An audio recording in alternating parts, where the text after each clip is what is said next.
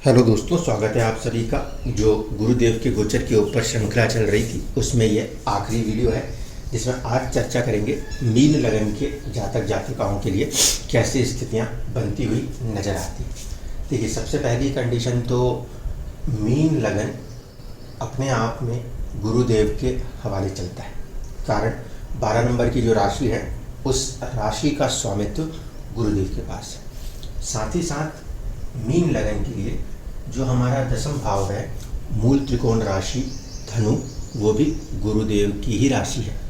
ऐसे स्थिति में गुरुदेव का गोचर जो है वो मीन लगन के लिए काफ़ी ज़्यादा मायने रखता है। क्यों? क्योंकि वो सीधे सीधे आपके स्वास्थ्य, आपकी पर्सनैलिटी और दूसरी तरफ वो दुनिया के अंदर आपके रुतबे, आपके स्टेटस को गवर्न करने वाला ग्रह कहा जा सकता है। अब समझिए स्थिति क्या बनती हुई नजर आती है। सबसे पहली कंडीशन तो ये कि गुरुदेव उठ के सेकंड हाउस में चले गए अपने से एक घर आगे। अपने से एक घर आगे जाने पर अगर मैं फॉरदर टाइम इस राहु को पीछे हटा लूँ तो ये गुरु के लिए शुभ स्थिति कहेंगे। गुरु के लिए शुभ स्थिति इसलिए क्योंकि वो अपने मित्र की राशि में गए हैं। जब वो मेष राशि में जाएंगे मंगल के द्वारा संबंध स्थापित करके वो कहीं ना कहीं भाग्य से भी संबंध स्थापित कर लेंगे। तो गुरुदेव का यहाँ पे अपने मित्र मंगल की राशि में गोचर करना अच्छे फल देने में सक्षम है। अब गुरुदेव यहाँ से बैठकर अपनी ही दृष्टि अपने भाव पर, दसम भाव पर देते हैं, जो कि दसम भाव कार्य क्षेत्र को भी किसी न किसी रूप में उन्नति प्रदान करने का प्रयास करता है। लेकिन जो गुरुदेव है वो अकेले नहीं है, इसलिए जो स्थिति सिर्फ अकेले गुरु के गोचर में होती वो यहाँ पर नहीं है। यहाँ पे चीज़ें मिक्स हो रही हैं। तो सबसे पहली कंडीशन ये कि जब जुपिटर यानी कि गुरु का संबंध राहु के साथ बन रहा है तो अचानक के तत्व या राजनीति के तत्व या धोखाधड़ी के तत्व जो कि राहु अपने साथ लेकर चलता है वो कहीं ना कहीं यहाँ पे गुरु के साथ मिक्स होते हुए नजर आते हैं। तो ऐसे स्थिति में कहीं ना कहीं फर्स्ट हाउस और 10th हाउस के ऊपर थोड़ी सी अड़चनें, बाधाएं कही जा सकती हैं। दूसरी तरफ पे ये गुरु शनि की तीसरी दृष्टि से भी दृष्ट हैं जो कि उन्हें पीड़ित किए हुए। इस कंडीशन के अंदर फिर से ही कहीं ना कहीं हमें अपने स्वास्थ्य को लेकर, हमें अपने स्टेटस को लेकर थोड़ा सा सावधानी के साथ आगे बढ़ना होगा। सेकंड हाउस के अंदर राहु के साथ युति हो रही है और शनि की दृष्टि हो रही है, तो वाणी से या फिर कुटुंब के अंदर थोड़ी सी तनाव जैसी स्थितियां पैदा हो सकती हैं। वो तब होंगी जब दशाओं के अंदर राहु या शनि बलवान स्थिति में आते हों तब। लेकिन यदि गुरुदेव आपकी कुंडली में बलवान स्थिति में रहते हैं षड्बल के हिसाब से, तो उस कंडीशन में चुनौतियों को कहीं ना कहीं आसानी से निकाल लेंगे। अब देखिए, यहाँ पे जो मेन हाउसेस हैं जिन पे की इम्पैक्ट आ रहा है वो क्या क्या है। शनि, गुरु और राहु, इन सबका एक साझा एस्पेक्ट आ रहा है, वो है आपका छठा भाव। इसके बाद राहु और गुरु का साझा एस्पेक्ट काम कर रहा है, वो है आपका दसम भाव। इसी तरीके से शनि की जो दृष्टि है वो और मौजूदगी गुरु और राहु की ये काम कर रही है आपके सेकंड हाउस के ऊपर। यहाँ पे बल्कि केतु के प्रभाव को भी इंक्लूड कर सकते हैं। तो कुल मिलाकर अगर हम देखें तो ये जो तीनों अर्थ त्रिकोण हैं वो कहीं ना कहीं प्रभावित हो रहे हैं।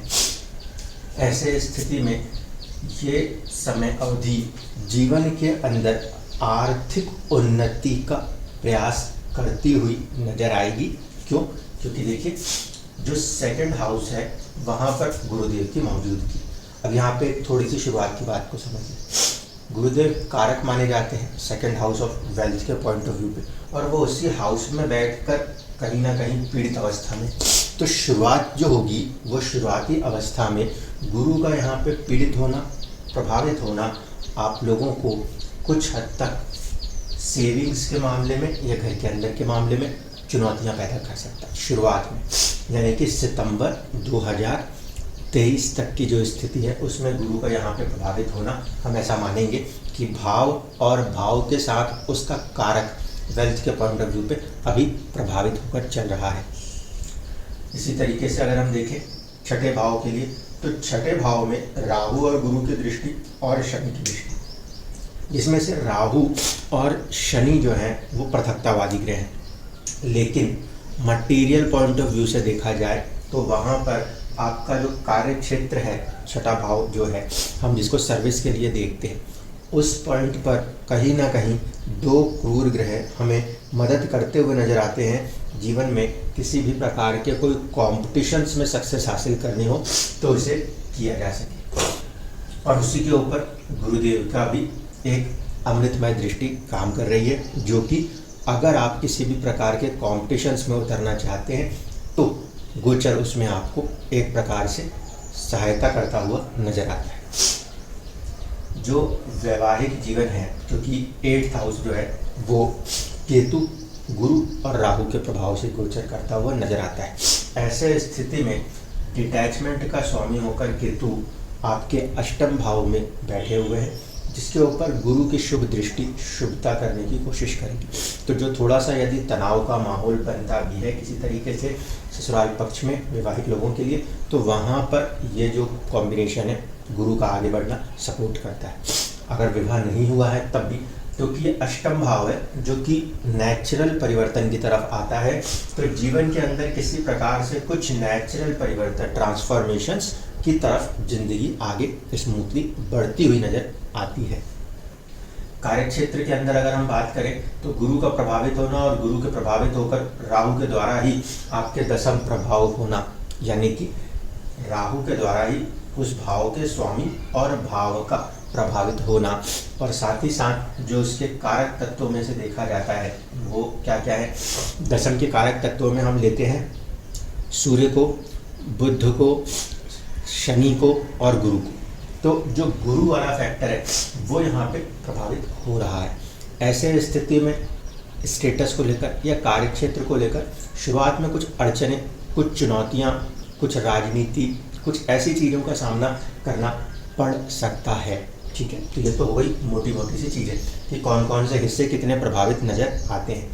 और बात ये करें कि सबके साथ एक जैसा हो रहा है, ऐसा भी नहीं है। देखिए, राजनीति सबसे ज़्यादा उन लोगों के साथ आएगी जिनके ऊपर राहु की महादशा चल रही हो। क्यों? क्योंकि वो उसका कारक तत्व है। अड़चने लगाना, बाधाएं लगाना, तुरंत कुछ ना कुछ इधर की उधर चीज़ें करना, ये राहु का काम है। तो अगर महादशा राहु की चल रही है तो फिर इस समय जो ये हिस्से हैं ज़्यादा प्रभावित होने की संभावनाएं हैं। पॉजिटिव भी हो सकते हैं और नेगेटिव भी हो सकते हैं। अगर जन्म कुंडली में राहु पॉजिटिव बैठा है तो वही जो संघर्ष, वही जो अड़चने वो देता है वो आपके फायदे के लिए होने लगती है।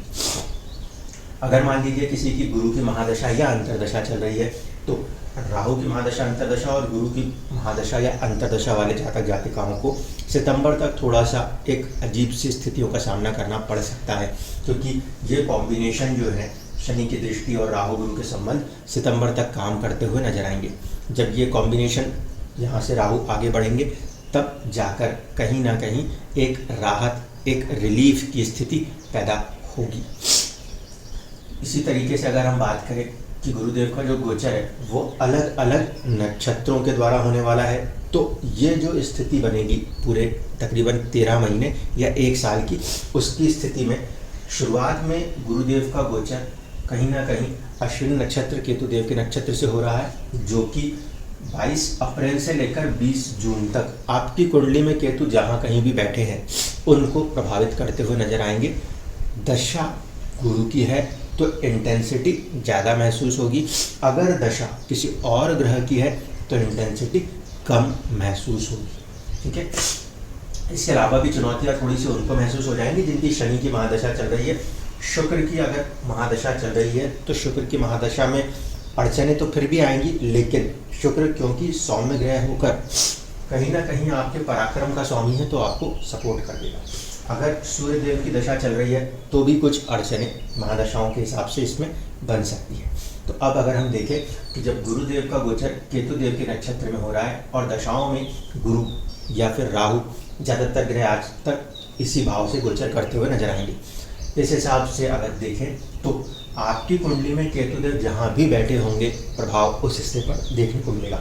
अगर मान लीजिए किसी का केतु जो है 7th हाउस में है तो वैवाहिक जीवन में लोगों के साथ साझेदारी में, या फिर ये कह सकते हैं कि किसी तरीके के व्यापार में कुछ अड़चनें, कुछ चुनौतियाँ, या अगर आपकी कुंडली में दशा पॉजिटिव चल रही है, ग्रोथ को लेके जाने वाली चल रही है, तो उसी में उन्नति का आपको कहीं ना कहीं समय नजर आएगा। मान लीजिए कि वही केतुदेव जो है वो किसी के 10वें भाव में बैठे, तो ऐसे स्थिति में ये जो गोचर प्रभाव है अगर दशा के साथ चल पड़ता है तो आपके स्टेटस के अंदर अचानक से किसी प्रकार के बदलाव का सूचक साबित हो जाएगा। अगर वही केतुदेव लगन में बैठे हैं तो स्वास्थ्य और पर्सनैलिटी के ऊपर उसका कोई ना कोई प्रभाव आपको देखने को मिल सकता है। तो सीधे सीधे अगर हम देखें, गुरु का ये जो शुरुआती गोचर है जो कि 22 अप्रैल से 20 जून तक और भविष्य के अंदर वक्री अवस्था में आने के बाद नवंबर से लेकर फरवरी 2024 तक आपकी कुंडली में केतुदेव जहाँ कहीं भी बैठे होंगे उन्हें प्रभावित कर रहे होंगे। इस समय क्योंकि राहु के साथ हैं तो वो उतना खुल के हैप्पीनेस देने में इस काम नहीं कर पा रहे गुरुदेव। जब आगे बढ़ेंगे तो फिर हम देखेंगे कि गुरु का गोचर शुक्र के नक्षत्र से होगा 20 जून से लेकर 22 नवंबर के बीच की अवधि में, और 3 फरवरी से लेकर तकरीबन 20 अप्रैल 2024 की अवधि में। इस स्थिति के आसपास आते आते सितंबर में गुरु जो है वो राहु से मुक्त हो जाएंगे। ऐसी कंडीशन में जो पॉजिटिविटी है towards the status, towards the आपका प्रोफेशन, उसमें बढ़त देखने को मिलती नजर आएगी। लेकिन अब देखिए उस समय जो गुरु का गोचर हो रहा होगा वो कहाँ से हो रहा होगा, शुक्र के नक्षत्र से, जिसकी वजह से कहीं ना कहीं साहस पराक्रम की वृद्धि, या छोटी यात्राओं में वृद्धि, या डॉक्यूमेंटेशन वर्क्स, लिखा पढ़ी के काम में कुछ वृद्धि या सपोर्ट गुरुदेव का गोचर वहाँ पे करता हुआ नजर आएगा। अन्यथा छोटे भाई बहनों को सपोर्ट करता हुआ नजर आएगा। इसी तरीके से गुरु का वो गोचर आपके जीवन में आपके अष्टम को किसी तरीके से प्रभावित करता हुआ नजर आएगा, और अष्टम का प्रभावित होना गुरु के द्वारा दृष्टि से भी और इन चीज़ों से भी, तो किसी प्रकार से कुछ ऐसे बदलाव की स्थितियां पैदा होंगी जो कि जीवन के अंदर नए उन्नति के अवसर प्रदान कर सके। इसी के साथ साथ जब गुरु का गोचर हम शुक्र के नक्षत्र से देखेंगे तो आपकी कुंडलियों में शुक्र जहाँ कहीं पर भी प्लेस्ड होंगे उसके भी रिजल्ट्स को कहीं ना कहीं गुरुदेव अपने साथ देने की कोशिश करते नजर आएंगे। अगर हम बात करें कि 20 अप्रैल के बाद से 2024 में जो गुरु का गोचर है वो कृतिका नक्षत्र में हो जाएगा, जो कि सूर्यदेव का नक्षत्र है। उस स्थिति में अगर दशाएं डिस्टर्ब करने वाली चल रही हों, तो अगर दशा डिस्टर्ब करने वाली से मतलब है शनि की चल रही हो या फिर सूर्य की चल रही हो, जो कि बीमारियों को दर्शा सकते हैं। शनि के पास कारक तत्व है और सूर्य के पास वो विभाग है, ठीक है, उस हाउस का स्वामित्व है। तो यदि सूर्य की महादशा चल रही हो या शनि की दशाओं का प्रभाव चल रहा हो तो 20 अप्रैल 2024 के आसपास में गुरु का गोचर सूर्य के नक्षत्र से होने के समय स्वास्थ्य के प्रति थोड़ा सा सावधानी रखनी चाहिए। पॉजिटिव साइड से अगर मैं बात करूं तो कॉम्पिटिशन्स के अंदर सक्सेस के लिए वो एक अच्छे समय अवधि के रूप में कहा जा सकता है। कहीं ना कहीं कुंडली में सूर्य जिस भाव में बैठे होंगे, जो वो गोचर प्रभाव है, वो उस भाव के साथ मिलकर ही काम करेगा। मान लीजिए कि किसी का सूर्य 4थे भाव में बैठा है तो पारिवारिक जीवन के अंदर वो गोचरीय प्रभाव कार्य करता हुआ नजर आएगा। अगर किसी का सूर्य 10वें में बैठा है तो वो उसके स्टेटस के साथ किसी प्रकार के प्रभाव को दिखाने की कोशिश करेगा।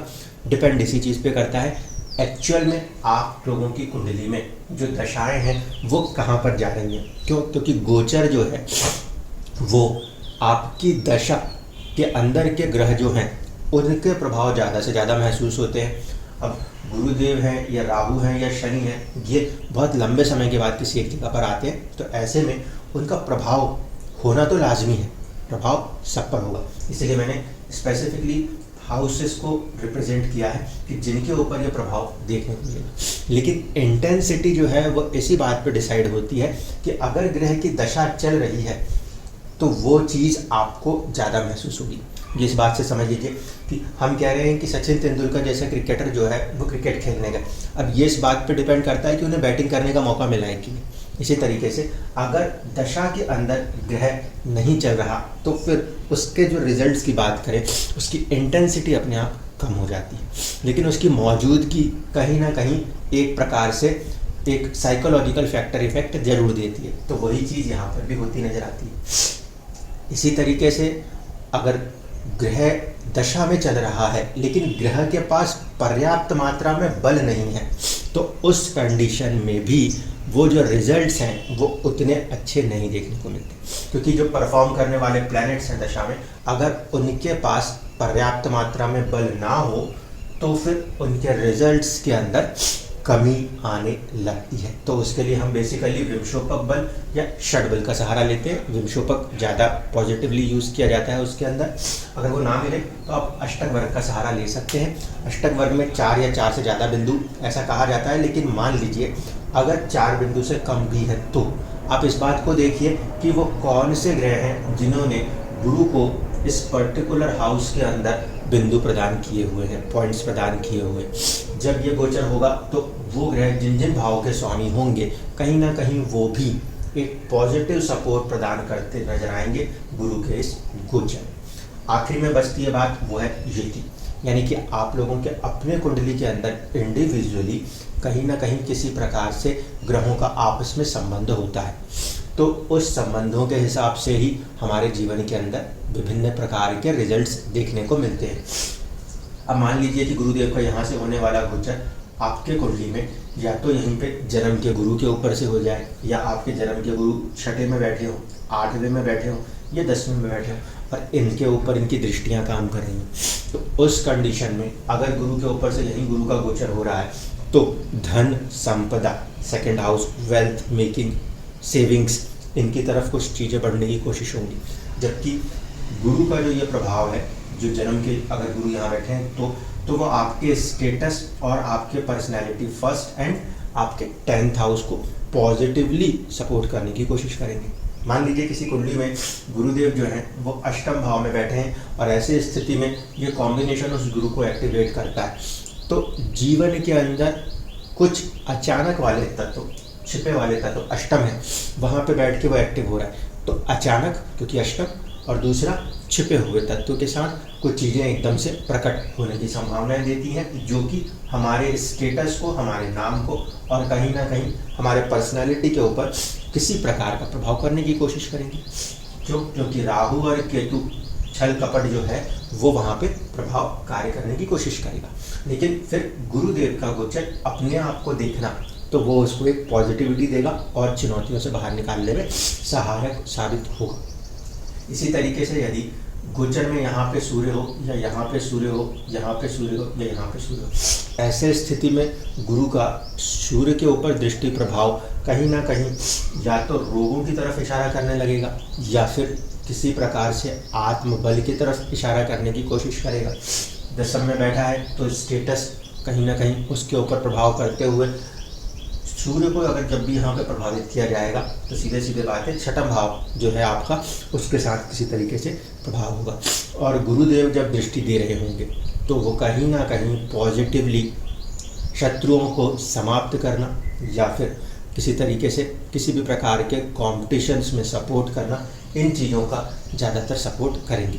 राहु के दृष्टि एस्पेक्ट में ये बात अलग है कि कुछ ना कुछ चुनौतियाँ, परेशानियाँ सूर्य के साथ खड़ी करी जाएंगी, क्योंकि राहु सूर्य को अपने दुश्मन मानते हैं। इसी तरीके से चंद्रमा को उठाइए, अगर चंद्रमा किसी तरीके से प्रभावित हो रहा है तो फिर हो सकता है कि हम संतान के बारे में सोचकर, संतान को लेकर, प्रेम के बारे में सोचकर, प्रेम को लेकर पॉजिटिव या नेगेटिव दोनों तरीके से यहाँ पे चीज़ें जा सकती हैं। क्योंकि पॉजिटिव तब जाती है जब अकेला गुरु काम करता है, लेकिन जब राहु आ जाता है तो चीज़ें मिक्स हो जाती हैं। शनि और राहु थोड़ा सा चीज़ों में दुख के तत्वों को जोड़ते हुए काम करते हैं, इसलिए ये चीज़ें अगर चंद्रमा के साथ प्रभाव के चल रहे हैं तो एजुकेशन, प्रेम, संतान, इन भाव से जुड़कर कुछ चीज़ें हो रही होगी। अगर गोचर में चंद्रमा के ऊपर से भी जा रहे हैं तो इन चीज़ों के पाने की, इन चीज़ों में पॉजिटिविटी लाने की कोशिश की जाएगी। इसी तरीके से यदि मंगल का प्रभाव है, मंगल बैठे हुए हैं, तो फिर जीवन के अंदर आर्थिक उन्नति और भाग्य की उन्नति का प्रयास हो रहा होगा। शनि यदि यहाँ पे बैठे हुए नजर आते हैं तो आपके आय के संसाधनों के अंदर कुछ पॉजिटिव आशीर्वाद की कोशिशें हो रही होंगी, लेकिन साथ साथ ये है कि जितनी आपकी आमदनी बढ़ने की संभावना बनेगी उतने ही आपके खर्चे की भी संभावनाएं बरकरार रहेगी। अगर इस गोचर में शुक्र का सपोर्ट आता है तो जीवन के अंदर किसी प्रकार के कुछ परिवर्तनों के लिए, जहाँ पे आपको साहसिक परिवर्तन करने हो या एक प्रकार से नेचुरली परिवर्तन है, उनके लिए ये गोचर सपोर्ट करने लगेगा।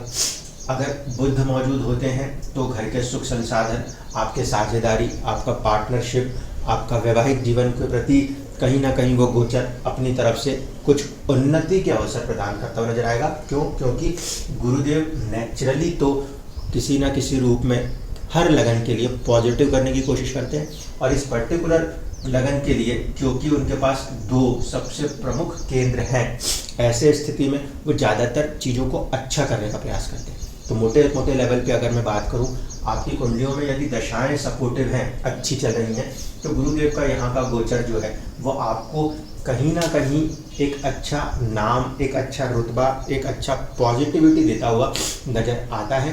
ठीक है, यह अलग बात है कि फर्स्ट हाउस राहु और शनि के पापपत्री में और गुरु का पीड़ित होना ये स्थिति दिखा रहा है। ऐसे कंडीशन में स्वास्थ्य के प्रति थोड़ा सा सजग और सावधान रहना चाहिए, क्योंकि अभी जो भी फॉर्मेशंस हैं वो आपके फर्स्ट हाउस को ज़्यादा आपस में कंट्रोल किए हुए। राहु गुरु के प्रभाव से चलते हुए कई बार गुरु ही बनता नजर आएगा, और कई बार गुरु जो है वो राहु के प्रभाव के कारण असहज अवस्था में नजर आएंगे। सितंबर के बाद जाकर जब राहु आगे बढ़ेंगे तो फिर वो लगन की तरफ आएंगे। ऐसे स्थिति में फिर से कहीं ना कहीं जो फर्स्ट हाउस है वो प्रभाव में आएगा, उसका स्वामी बाहर रहेगा, वो भी एक अच्छी स्थिति कही जा सकती है।